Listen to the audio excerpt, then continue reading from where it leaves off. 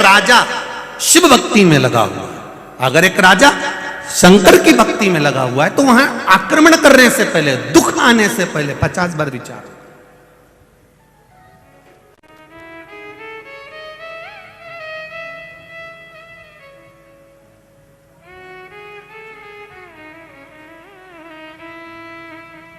आपकी शिव भक्ति की प्रबलता होना चाहिए।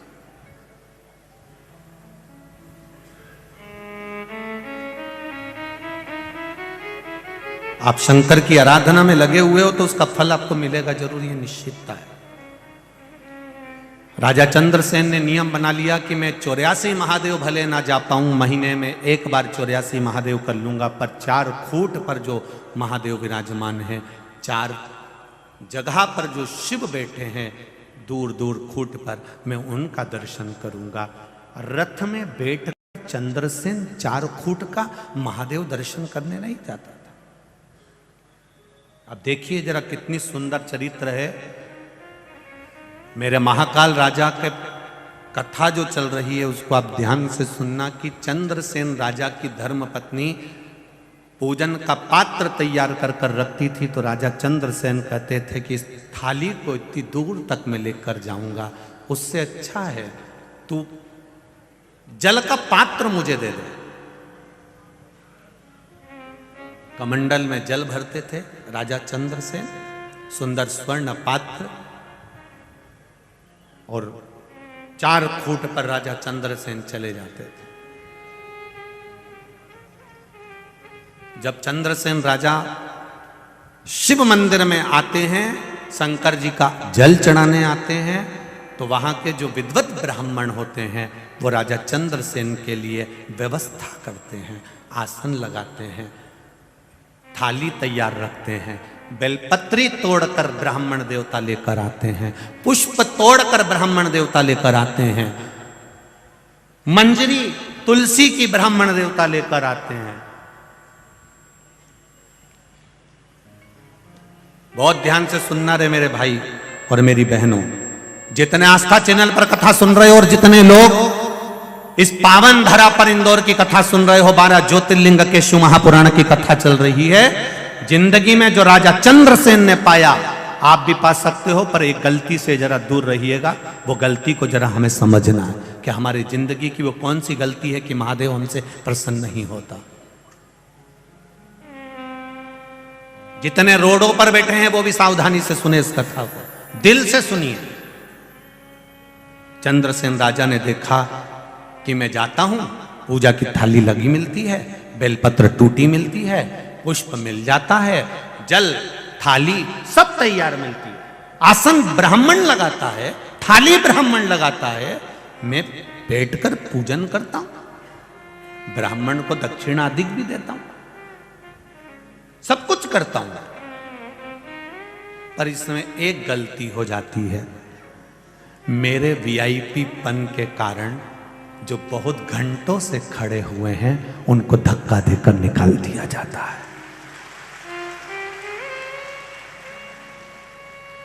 चंद्रसेन राजा के ये संवाद को अपनी जिंदगी में उतारिएगा।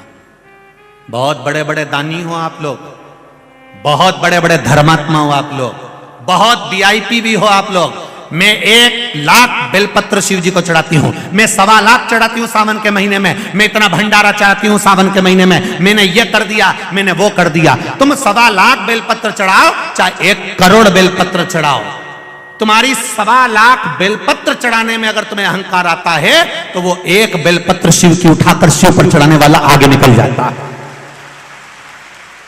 शंकर को तुम्हारी 1.25 लाख बेलपत्र नहीं चाहिए। किसी पुराण में नहीं लिखा है शंकर भगवान की कि तुम 1.25 लाख बेलपत्र चढ़ाओ या 1 लाख बेलपत्र चढ़ाओ।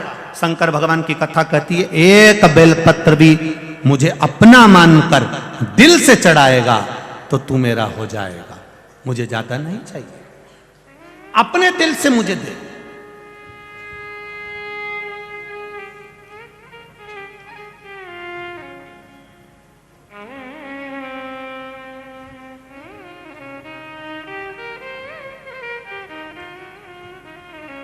अपने दिल से उस परमात्मा का भजन करिए, वो देगा। आप कितने भी वीआईपी हो, आप कितने भी ऊंचे पद पर बैठे हो, परंतु आप कितनों को कूच कर, कितनों को हटाकर फिर आप भगवान के पास तक पहुंचे हो।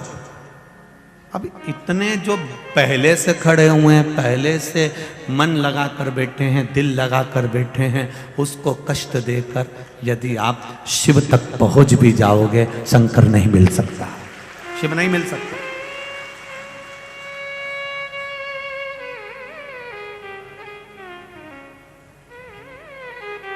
शिव नहीं मिलेगा। उसको पाने का तरीका बड़ा अड़भंगा है साहब। लोग कहते हैं सियोर वाला महाराज हर कुछ बांचता है, भले बाचूं, पर दिल से कहता हूं कि शिव ऐसे नहीं मिल सकता। शंकर को पाने का भी तरीका होता है। सीधा है वो, बहुत भोला है मेरा भोलेनाथ, उसके पास में दिखावा नहीं होता। राजा चंद्रसेन ने विचार कर लिया, ब्राह्मण के चरणों को नमन करा।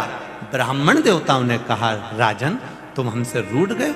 नहीं ब्राह्मण देवता, रूठा नहीं हूं, आप हमारे प्रिय हो, आप हमारे लिए श्रेष्ठ हो, बस इतना सा निवेदन है। भेंट भी दूंगा, सब कुछ करूंगा, पर मंदिर के अंदर प्रवेश नहीं करूंगा। ब्राह्मणों की आंखों से आंसू बहने लगे। हमारा नगर का राजा और मंदिर के बाहर से चले जाए, मंदिर के बाहर से। ब्राह्मणों ने कहा, नगर का राजा ऐसा करेगा तो अच्छा नहीं लगेगा महाराज, लोग हम पर हंसेंगे, क्या कहेंगे? नहीं नहीं, आप ऐसा न करिए। नहीं ब्राह्मण देवता, आप मुझसे पूजन डेली पर करवाना। कहां करवाना? जम के बोलो जरा। डेली पर पूजन करवाना। दुनिया में ब्राह्मण से बढ़कर कोई कृपालु और दयालु नहीं हो सकता। उस ब्राह्मण ने कह दिया, गजब के राजा हो, देहली की पूजन कर रहे हो, यहां पर पूजन करोगे तो क्या मिलेगा? ब्राह्मणों जब राजा से कहते हैं, राजन आप मन में क्षुब्धता मत लाना कि देहली पर पूजन करने से कुछ नहीं मिलता। हम ब्राह्मण, सन्यासी, तपस्वी हमारी शिव आराधना का फल देते हैं। दरवाजे पर भी, देहली पर भी अगर आपने पूजन करी है तो हमने जो शिव अर्चना का फल पाया है, मात्र देहली पर प्रणाम करने से ब्राह्मण जो अंदर बैठकर शंकर जी की आराधना करता है, ब्राह्मण जो अंदर बैठकर महामृत्युंजय पाठ करता है, ब्राह्मण जो अंदर बैठकर संकल्प लेता है, ब्राह्मण जो अंदर बैठकर पूजन करता है, मात्र शिव मंदिर की देहली पर माथा रख देने से ब्राह्मण का सारा पुण्य उसके खाते में आ जाता है। जो उसने अंदर भजन करा है, जो उसने पुण्य कमाया है, ब्राह्मण अपना पुण्य देता है। इसलिए गो ब्राह्मण ये दोनों का एक क्रम है। गाय अपने बच्चे के दूध भगवान उसको देता है तो अपने बछड़े के लिए देता है। गाय को दूध बछड़े के लिए दिया जाता है, पर बछड़े को तो पास में बांधा जाता है, गाय का दूध निचोड़ लिया जाता है। गाय खड़ी रहती है तो भी खुश होती है, मेरा बछड़ा नहीं पिए पर मेरी संतान तो पी रही है, गाय उसमें खुश है।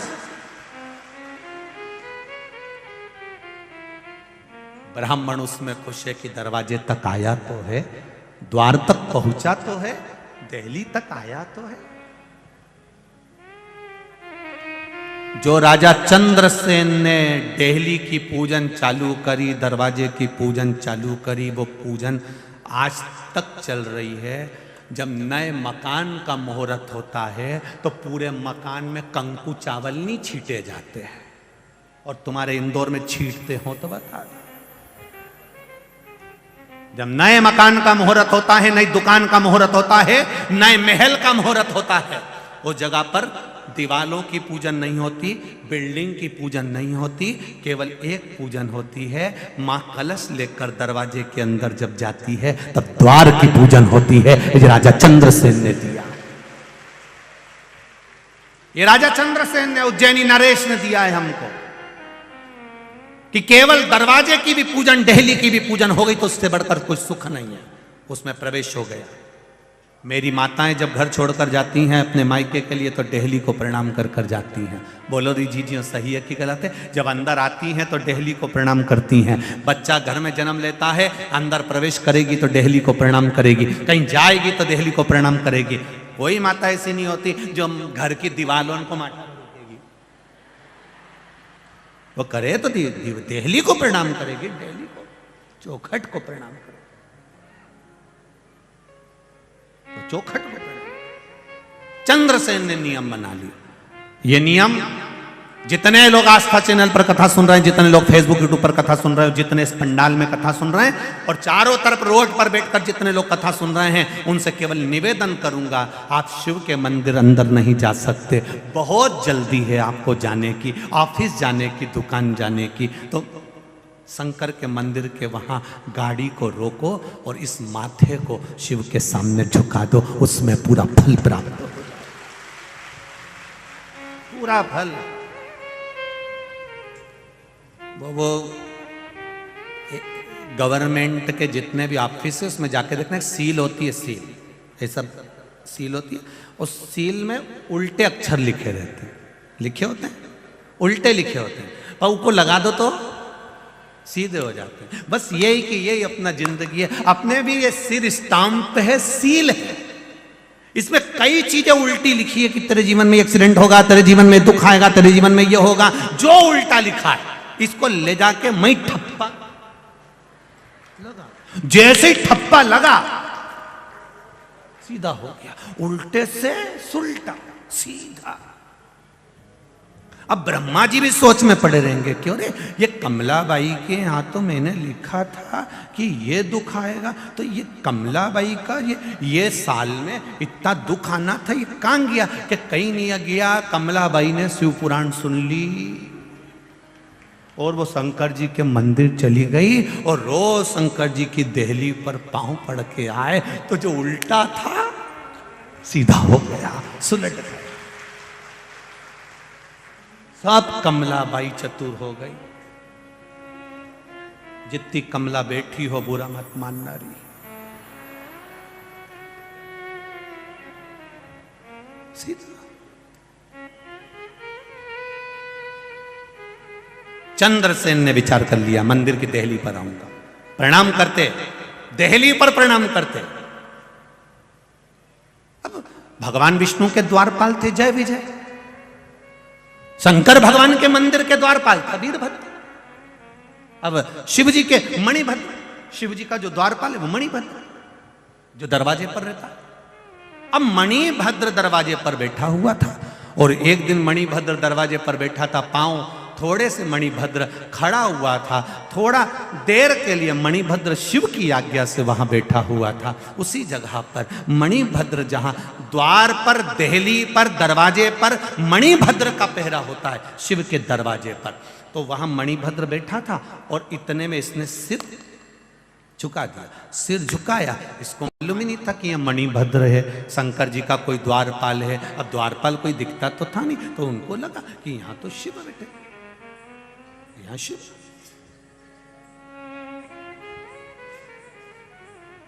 मणिभद्र बैठा। अब मणिभद्र जब बैठा हुआ था, मणिभद्र जब विराजमान था, तो मणिभद्र जैसे ही दरवाजे पर बैठे थे और इसने सिर को झुकाया, मस्तक को जगा, मस्तक को जैसे झुकाया, मणिभद्र को लगा गजब का राजा है। दुनिया के लोग मंदिर के अंदर जाकर प्रणाम करते हैं, दुनिया के लोग मंदिर के अंदर जाकर नमन करते हैं, ये अवंतिकापुरी का राजा चंद्रसेन तो दरवाजे पर नमन करता है। मणिभद्र खुश हो गया। मणिभद्र ने कहा, राजन ले, तुम्हारी पूंजी मैं तुम्हें देता हूं। मणिभद्र ने अपने कंठे से निकालकर एक मणि राजा चंद्रसेन को दे दी। ये मणि तेरी जिंदगी का सारा सुख प्रदान कर देगी, तुझे कहीं नहीं जाना। ध्यान दो जरा कथा पर। केवल दरवाजे पर धोख लगाने पर, प्रणाम करने पर राजा चंद्रसेन को एक मणि ऐसी मिल जाती है जो मणि राजा चंद्रसेन अपने पास में रख लेता है। वो मणि का सुख राजा चंद्रसेन को मिल जाता है। आसपास के सारे राज्यों में खबर हो गई, राजा चंद्रसेन के पास एक ऐसी मणि है जो मणि सोना उगलती है, धन देती है, वैभव देती है, सत्ता देती है, प्रतिष्ठा देती है।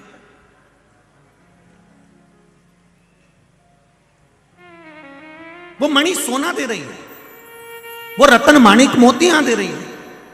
अब तो राजा चंद्रसेन के ऊपर आसपास के जितने नगर के लोग थे, राज्य के लोग थे, वो आपस में राजा हों सब तिल मिला उठे। और आपको कथा में कहा था, पत और पतंग जैसे ऊपर जाती है काटने वालों की संख्या बढ़ जाती है, वैसा कि वैसे ही राजा चंद्रसेन के साथ हो गया। सारे नगर के राजा इकट्ठे हो गए।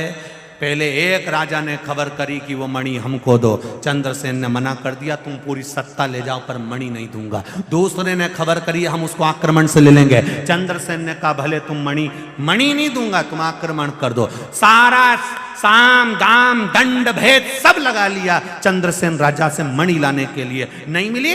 तब पूरे चारों तरफ के राजाओं ने अपनी सेना तैयार कर दी और आक्रमण की तैयारी होने लगी केवल एक मणि के लिए, केवल एक मणि जो मणिभद्र ने दी थी, जो शिवजी के द्वार से प्राप्त हुई थी।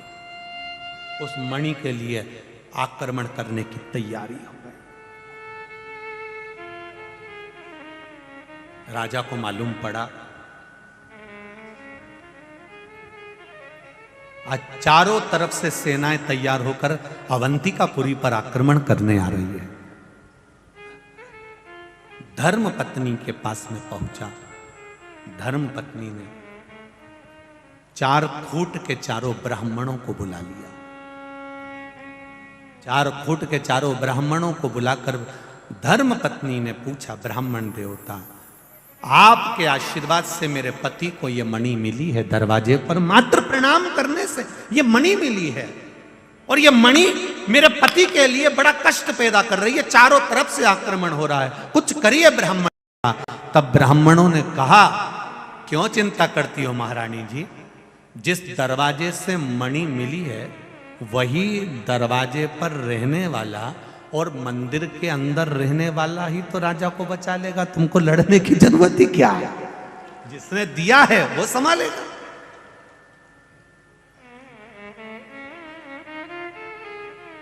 वो लाइन याद कर लो, तुम्ही ने दर्द दिया है, आगे क्या है, तुम्ही दवा दे, गला नहीं दबा दे, दवा दे। अब मणि दिए आपने तो संभालोगे भी आप। चला राजा चंद्रसेन आज शिव जी के मंदिर के द्वार पर नहीं, शंकर के मंदिर के अंदर जाकर बैठ गया। शिव जी की आराधना में बैठा था, तभी राजा चंद्रसेन शिव जी की आराधना कर रहा था। इतनी देर में एक स्त्री जो वैधव्य थी, अपने छोटे से बच्चा, छोटा सा बालक जो एक मात्र 4.5 से 5 वर्ष का बालक था, उस छोटे से बच्चे को श्रीकर, जिसका नाम था, श्रीकर नाम के उस बालक को लेकर जा रही थी। बालक ने शिव जी को देखा, थोड़ी देर रुक गया, माँ ने भी प्रणाम करा, बच्चे ने भी प्रणाम करा, बैठ गया। बैठा श्रीकर उस नारी का पुत्र, छोटा सा बच्चा राजा को देख रहा है। ब्राह्मण देवता मंत्र बोल रहे हैं, ब्राह्मण बहुत तेज तेज मंत्र बोल रहे हैं, राजा पूजन कर रहा है, अभिषेक कर रहा है, फूल पत्ती चढ़ा रहा है, बेलपत्री चढ़ा रहा है, पुष्प चढ़ा रहा है शिवलिंग पर। बच्चे ने देख लिया, तुम्हारे यहाँ के बच्चे भी ऐसे ही होते हैं। दादी क्या करती है वो देखता है, अगरबत्ती लगाई है दादी ने, दादी जब उठ के चली जाती है, अगरबत्ती बुझ जाती है, समाप्त हो जाती है, तो डंडी रहती है ना अगरबत्ती की, उसी को उठा के घुमाता है। बोलो री जी सही है कि गलत है, बच्चा देखता है।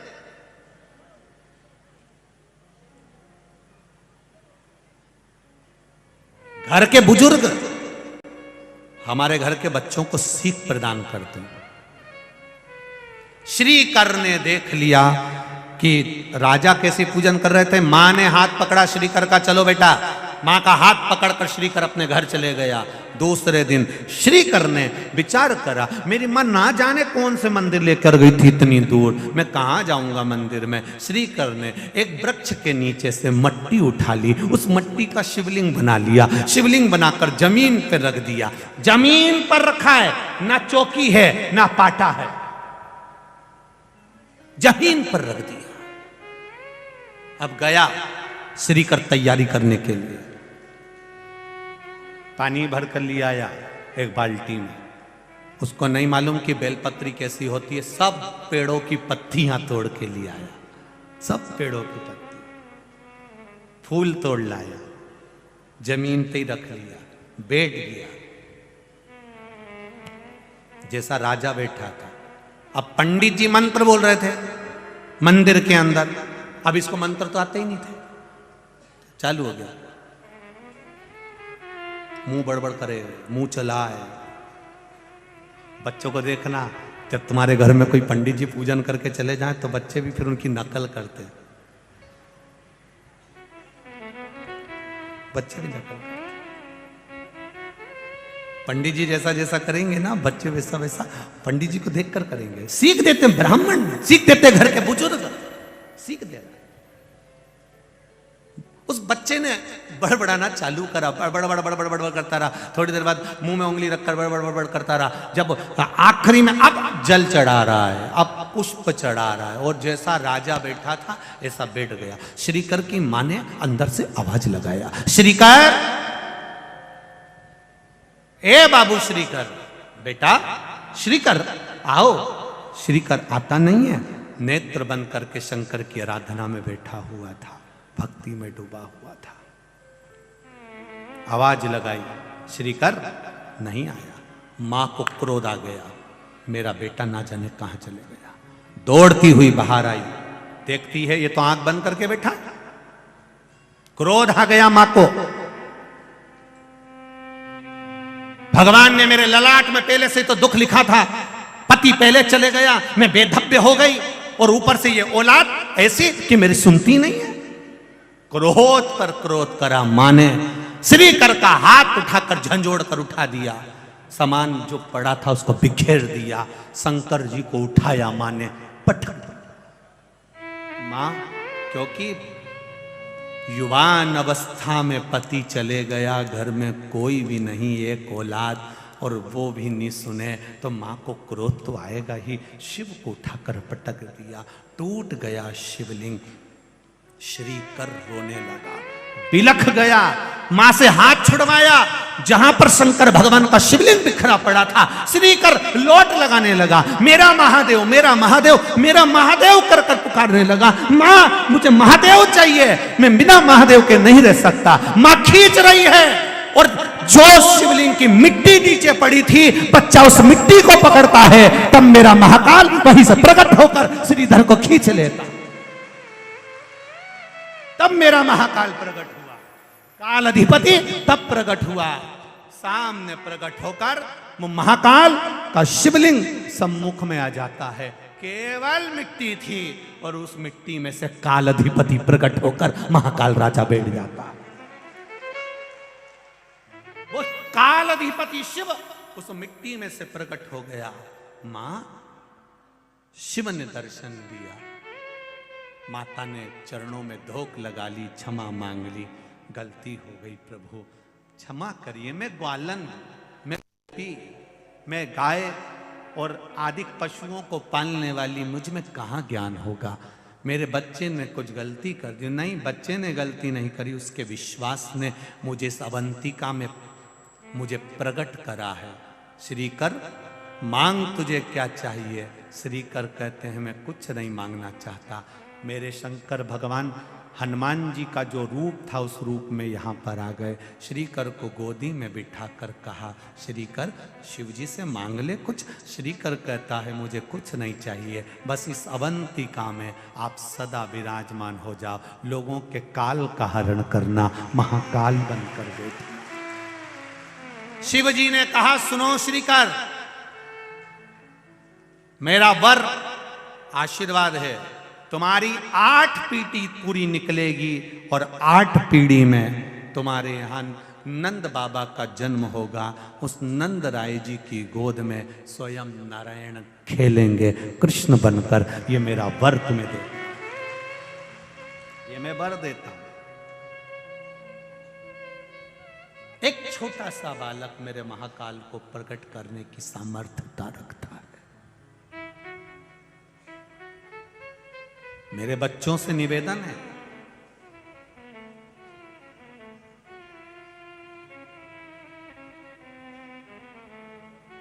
आप अपनी जिंदगी का सारा पड़ाव पार करिए, आप बहुत उन्नति की सीढ़ी पर चढ़िए, आप काम धंधा व्यापार खूब बढ़ाओ, भगवान तुम्हारी कैपेसिटी से ज्यादा तुमको दे। तुम्हारी चादर जितनी है उससे दुगना मेरा भोलेनाथ तुमको दे। तुम नौकरी करती हो बेटियां, तुम जीन्स पहनती हो, टी शर्ट पहनती हो, तुम लड़के जीन्स और टी शर्ट पहनकर नौकरी पर जाते हो, चाहे पैंट शर्ट पहनकर जाते हो, तुम कितनी भी उन्नति की सीढ़ी पर पहुंच जाओ, चाहे तुम कलेक्टर एसपी डीएसपी जो बनना हो बन जाओ, चाहे तुम्हें जिस पद पर पहुंचना हो, आदि कमिश्नर के भी पद पर पहुंच जाओ और ऊंची पद पर पहुंच जाओ, पर एक बात याद रखना,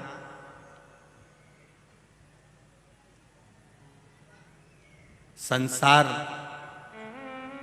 दाम से चलता है और मेरा महादेव नाम से चलता है।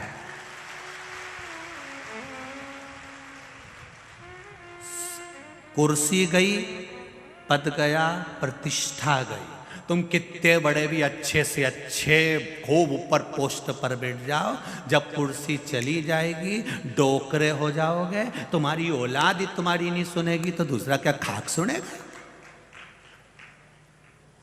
पद प्रतिष्ठा में मेरी बेटियां ये अपने चित्त वृत्ति में बिठा कर रखना कि मैं बड़ी सुंदर हूं, मैं इस कंपनी में जॉब कर रही हूं, मैं इस कंपनी में जॉब करता हूं, मैं इस कंपनी में हूं, मेरी कंपनी का पैकेज इतना है, मेरी कंपनी का पैकेज इतना है। तुम्हारी कंपनी का कितना भी पैकेज हो, ऊपर की कंपनी के पैकेज कितने हैं ये तुझे क्या मालूम है? वो पैकेज कितना है, उस पैकेज को बढ़ाने का प्रयास करिएगा। राम नाम, कृष्ण नाम, शिव नाम कितना लिया, शंकर के मंदिर में कितनी बार गई, भले जींस पहनो, भले टी शर्ट पहनो, पर शिव मंदिर तक कितनी बार गई। दुनिया के लोग हंसे, हंसने दो, अगर आज मंदिर जाने से दुनिया के लोग हंसेंगे तो ये निश्चित है एक दिन वो भी तेरे लिए ताली बजाएंगे कि बाबा बहुत ऊपर उन्नति की ओर बढ़ गई है। शर्म नहीं करना हमको मंदिर जाने में। बेटियों से निवेदन, नवयुवक बेटों से निवेदन, चाहे दुनिया के लोग कितना भी कहें, हमें मंदिर जाने में शर्म नहीं करना चाहिए।